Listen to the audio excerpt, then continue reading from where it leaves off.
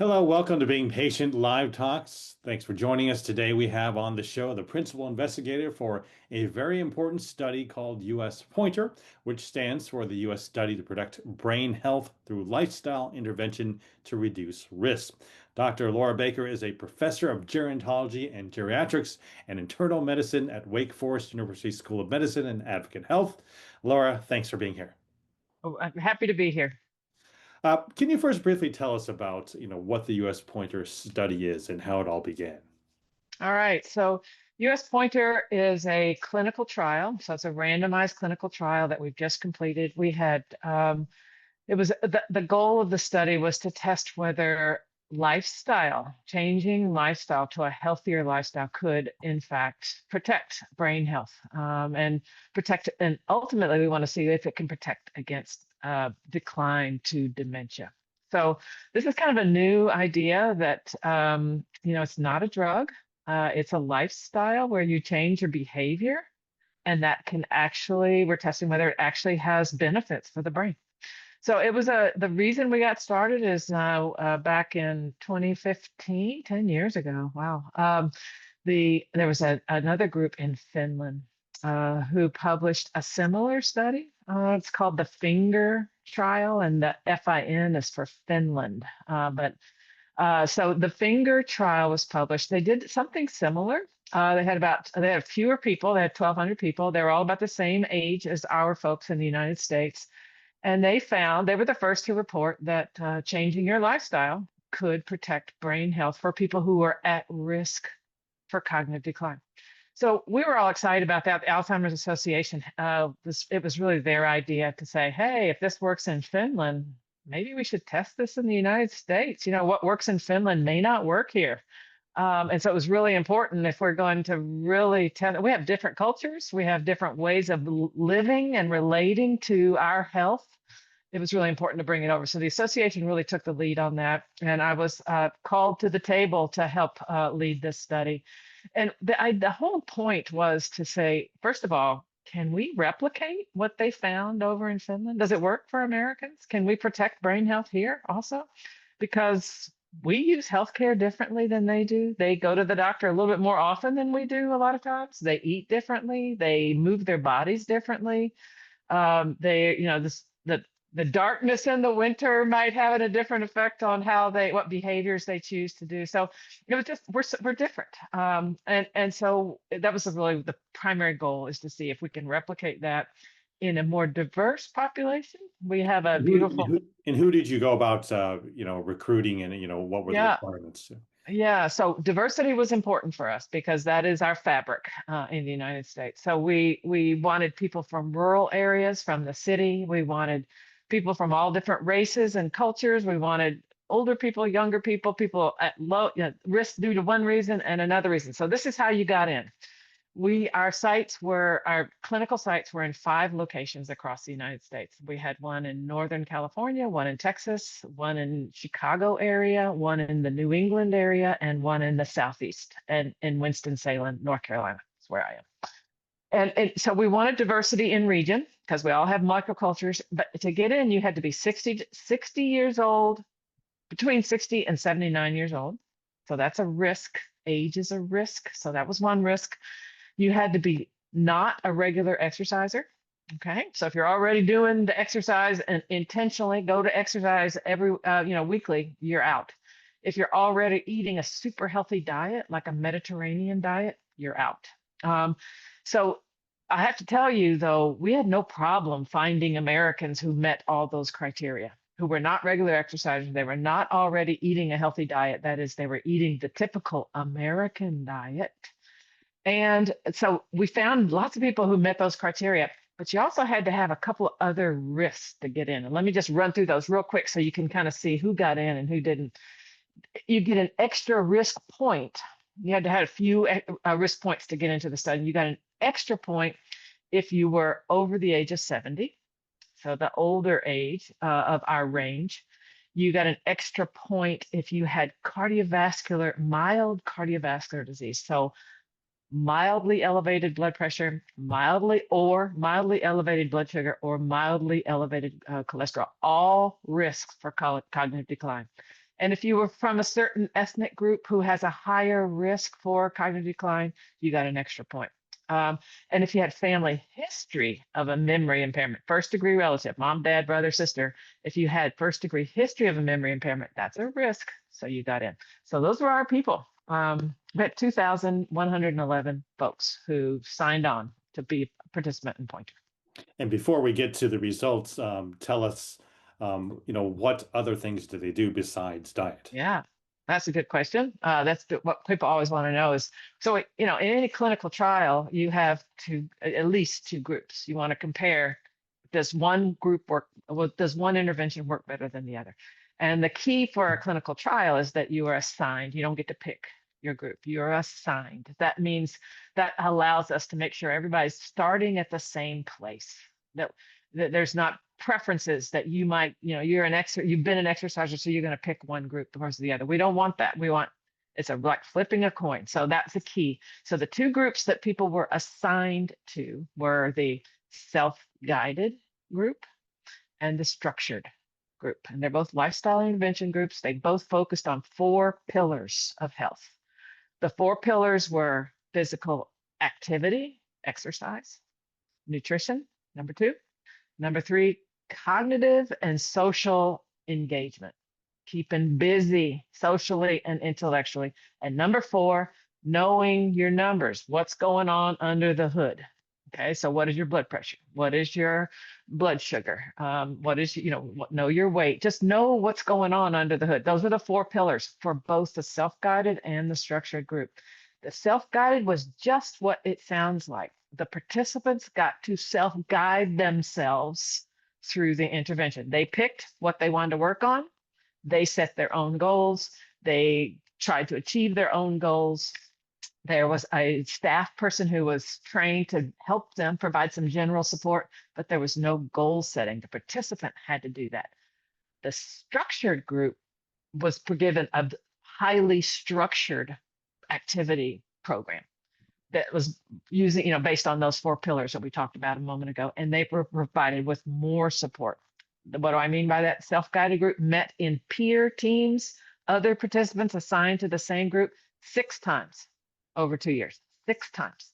The structured group met with peers assigned to the same group 38 times over 2 years. So the difference in the amount of support was quite different.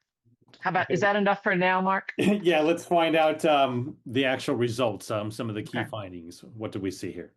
Okay, so what we learned is, and first of all, we're looking at cognition. What's going on up here? How can you remember? How can you pay attention and focus? How do you problem solve?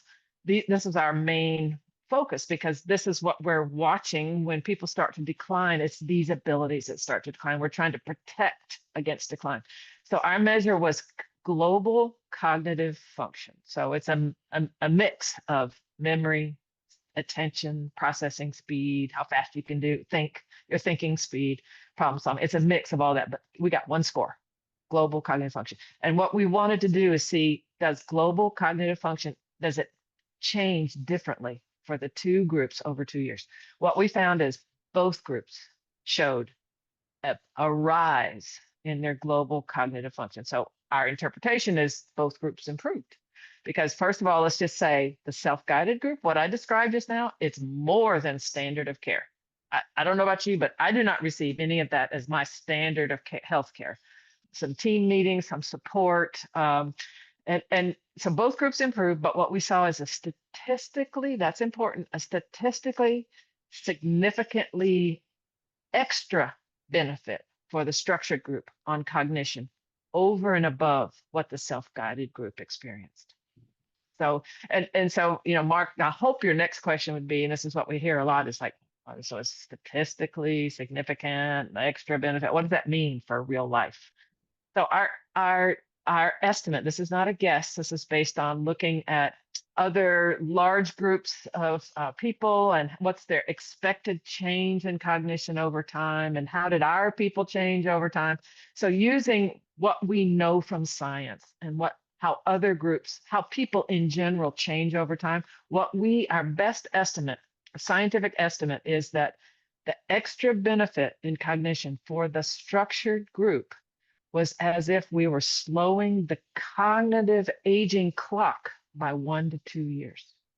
So the people in the structured group at the end of the 2 years, I'll say it a different way. The people in the structured group at the end of the 2 years, their cognitive scores were similar to people who were 1 to 2 years younger than they were. So we are excited that we believe this is real. This really does have this impact. There was a large, rigorous, randomized control trial. So we have every reason to believe this is a true, real effect. How did that compare to the finger study results? And Yeah. also, how did it compare to what your expectations were? Well, I'll Was it a answer number surprise? two Was it a first. surprise? Yeah, well, so we, as a scientist, it's really, really important that we start the study in what we call equipoise, in balance. Balance. If I and my team do not believe that either one could be beneficial or either one could be not beneficial, we have to start at ground zero where we do not believe one or the other. Otherwise, our beliefs can be conveyed to the participants in some way or another. And if that happens, your trial is ruined. So we worked really hard to say, we all hope that lifestyle helps brain function, but we don't know yet because the study had not been done yet. Ours is the biggest trial ever done in the world. So we all said, nope, you cannot have an opinion until the science is done. So we started off not knowing what was going to happen, but our job was to do the very best trial possible and take care of everybody to the best of our ability. And then the results will be what the results will be. That's really important in a clinical trial. So we all hoped one would work better than another, but you might say, well, you're probably wishing that the structured group was beneficial only significantly. You're probably wishing you were going to get what you did get. But there was a group of us that also believed in the self-guided group because, wow, what if we could show that self-guided is enough to make a difference? Then maybe it'll be more feasible because it'll be less expensive. More people will do it. So we had balance in our group about which we hoped would happen. And were the results how they compare to the finger study? The finger, so we have the same pattern. The finger showed a benefit in global cognitive function over the 2 years for people in the more structured group versus their usual care, which was still better than our usual care. So it was similar to our self-guided group. So we showed similar patterns. We're in the process of doing a head-to-head comparison, using the exact same way of looking at the data. The studies were conducted. Sorry, you might have lost my voice for a moment, but the studies were conducted in over 10 years in a different period of time. So methods and technology is much more contemporary than it was 10 years ago. So we use the most contemporary method. So it's not exact. We didn't do exactly what they did in terms of analysis, but the pattern of results, if you put them side by side, you'd say, oh, wow, it worked. It worked twice. It worked in the Finns and it worked in the Americans as well. Hey, we got a question from one of our listeners here. Let's see, Kimberly, and she's asking, can behavior changes reverse brain health damage? Like with smoking cessation, you can reverse lung damage, or is it focused on further damage? So I think the ruling is still out on that one. The way I'm going to speak to this is I know that I can start with a person who has a lot of room for improvement. So they are unhealthy, and it's not their fault necessarily. They're just in an unhealthy state. With this intervention, and this is true for all of our pointer participants, they started in an unhealthy state. They ended the trial, at least particularly in the structure group, they ended the trial in a healthy state. So it changed these people who had lots of room for improvement.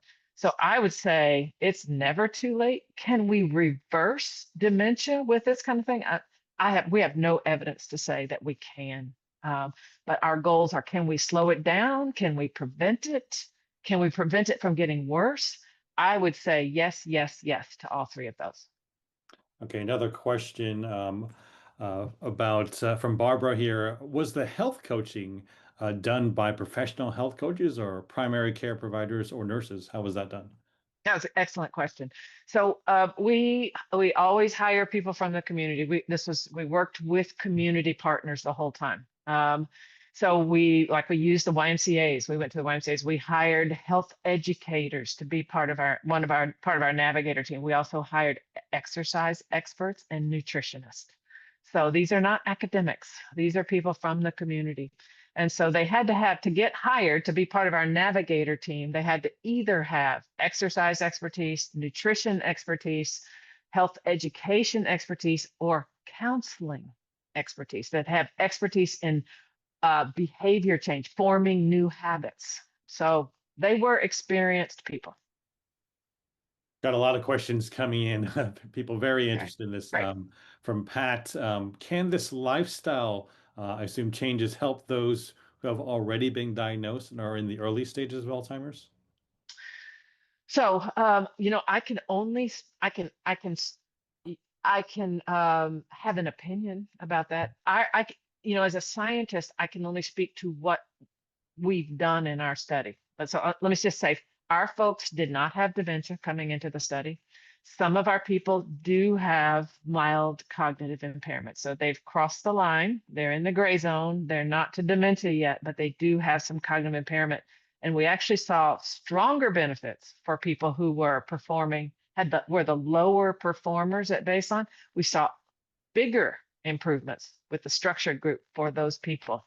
So I would have to say that it's not too late.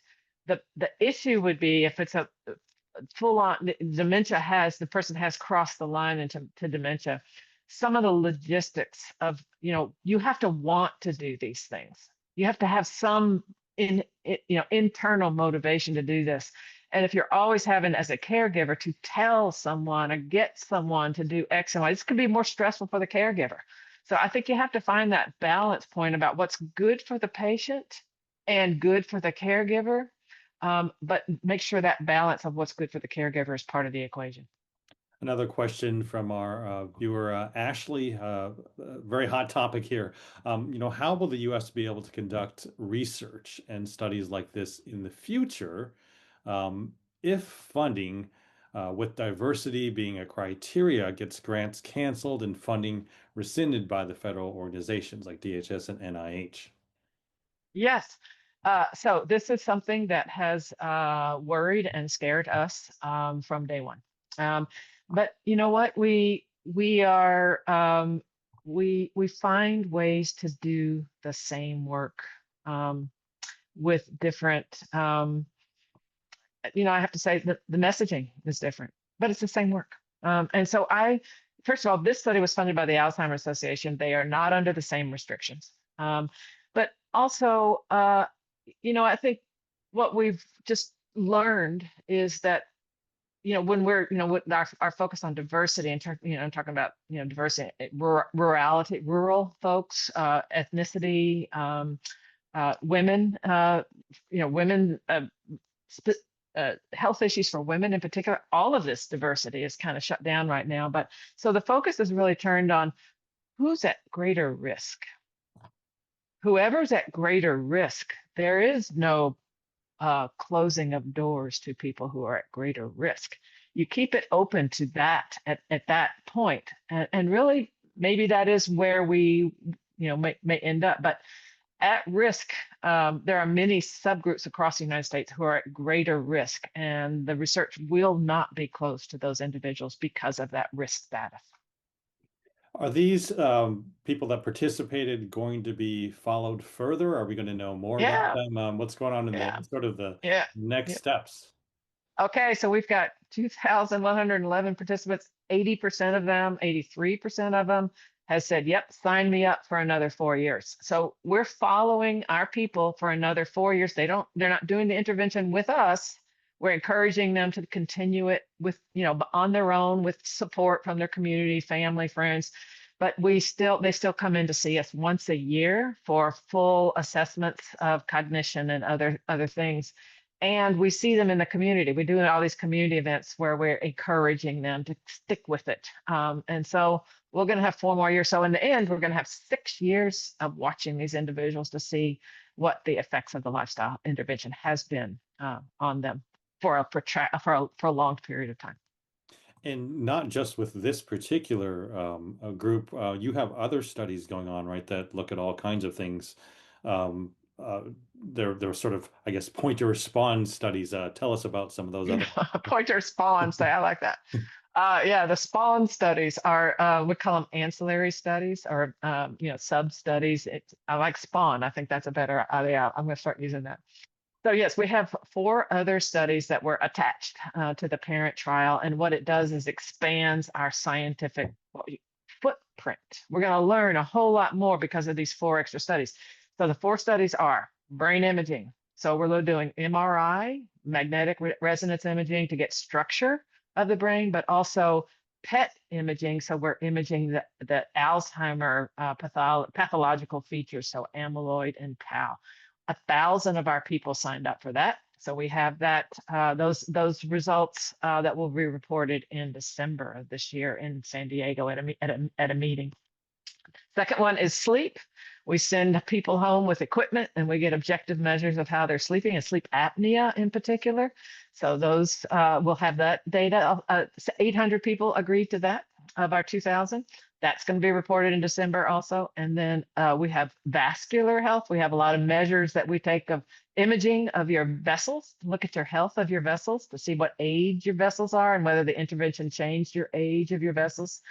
And that will be reported in December as well. And then the fourth one is gut microbiome. So what's going on in that gut? We're learning so much now about, well, the health of your gut has everything to do with the health of your brain. And so we've got collected stool samples and blood from another 800 people as well. And these are not all different sets of people. A lot of them signed up for all 4 of these. We've got some people who signed up for the parent study and 4 of these spawn studies as well. And I think we have a follow-up question from Barbara. I think she was referring to the original one, but let's open up the question for all of these studies. Are you still enrolling study participants? No, we're closed. The intervention is over, and now we're in the observational follow-up period. And so our hope, here's our hope for that. The person is wondering, how do you get involved? Our hope, what's going on right now is the Alzheimer's Association is supporting 10 different groups across the United States. And these are large people who work with large healthcare systems. So hopefully you're all part of a healthcare system at some place, but they're supporting 10 different planning grants of how to take the pointer intervention and move it into primary care. So, I mean, 10 is not, does not cover the whole United States, but what we will learn from these 10 implementation, projects of the pointer intervention into primary care is other health networks will learn from what those 10 networks do. And I think our hope is that within a period, hopefully a short period of time, a lot of healthcare systems will start adopting procedures to put pointer intervention as part of a frontline prevention strategy as part of your everyday primary care. Okay. Any other findings that or things that developed from the study that you didn't mention that would be interesting for us to know? Well, okay, there's one thing that we looked at whether what if the intervention, if the structured intervention had a stronger effect on cognition than the self-guided. Okay, we said yes. We talked about that already. But for me, when I care about that intervention is applicable to everyone, that it leaves nobody out, that anybody can do it. That really is important to me. And so what we did is we looked at different subgroups of people, men versus women, older versus younger, people who have lower cognitive function at baseline, maybe a memory impairment versus those who don't, people who have cardiovascular disease versus those who don't. We looked at all these subgroups, and what we found was that for the most part, and I'll repeat another finding that I mentioned earlier, but for the most part, it didn't matter. All these subgroups had the same extra benefit in the structured group. So that says to me, it works for everybody. There's no one, it doesn't leave out anybody. It also, we looked at, for those, I think this group is probably very aware of the ApoE genotype. So we looked at people who have the E4 genotype versus those who don't, no difference. We had the same extra benefit for the structured. So it's the magnitude of the difference was the same. It did not matter whether you're ApoE4 negative or positive. The only one that I mentioned earlier is that people with a lower cognition at baseline, maybe those with some memory impairment, they seem to have a stronger response to the structured intervention. And can many of the things that you did in the study, for example, the brain training, can people do that too and see Yeah, the regimen, or yeah, is an app available for everybody? Or? yeah, yeah. Let me just talk about that though, just for a moment, if you don't mind, Mark. So, the brain training, the cognitive training gets a lot of attention because people are, oh, is this something I can go do on the computer and I can work at it and I'm gonna get better let me just tell you a couple secrets. One, yes, it's Brain HQ. It's available. It's publicly available. You can go. I think there's a monthly fee that you pay. As most things. Just no different than your Fitbit that you pay monthly, and you can, practice on these tasks. They're what we call gamified. They kind of feel like games. So it's a little bit more fun, but they are challenging. And that is the key is getting. So if you don't like to do those kind of games, what else can I do to challenge myself cognitively? The key message to keep in mind is get out of your comfort zone. Make it a little uncomfortable for yourself. If it's easy, it's not going to help. Sure, it might be fun for you, but that's great. Get out of your comfort zone. And how do you know? So the brain games, on the computer and Brain HQ, that can get, it's like, I don't know how to fix this. I don't know what they want. Why can't I respond fast enough? That's kind of what they want you to feel. They want you to be uncomfortable and challenge yourself as much as possible. But if you don't do those kind of things, what else can you do? I'm sorry, I'm using a headphone here. So other options though is anything in life, in your regular life, get out of your comfort zone, learn something new, read documentary. I mean, watch documentaries that are challenging, but you care. Learn more about people. Ask them people questions. Learn about their lives. Join a book club. Learn a new recipe. Learn how to cook. Learn how to paint. Take a class. You see where I'm going here? It's a little, and how do you know if you're getting out of your comfort zone? You say, oh, I don't know if I want to do it. Or, I don't know. I'm kind of tired. I'm scared. That's when you know you're getting out of your comfort zone and then just go do it. If you come home and you're finished and you say, oh, wow, that was horrible. I feel stressed. I can't do that. You've gone too far. If you come home and say, well, I didn't want to do it, but that was kind of fun. That's your sweet spot. That's what you're looking for right there. Get uncomfortable and challenge yourself, but challenge yourself to where you need to be. Don't let someone else tell you what's going to be challenging for you. Laura, thanks so much for joining us. I think that advice can extend in all parts of our lives to challenge ourselves and get out there and socialize and work on yourself, and don't be afraid to try new things. So thank you very much for joining us and inspiring us too. Incredible work you've done there. And for our viewers out there, thanks for being with us too. Don't forget to sign up for our newsletter on beingapatient.com, where we'll keep you up to date on all the upcoming talks. See you next time.